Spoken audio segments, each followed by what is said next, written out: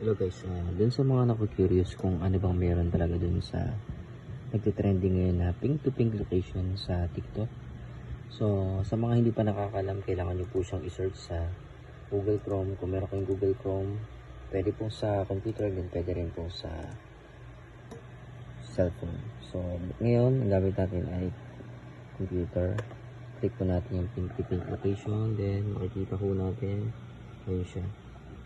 Then, once na-click nyo po yan, pupunta siya sa image. Yan.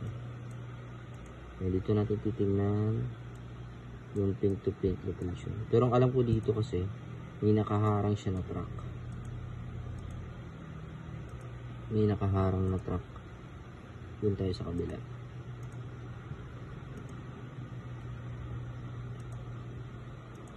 Click natin to. Ayun siya. So, kung makikita nyo guys, ayan yung address ng pink to pink location. Isa siyang body face skincare massage.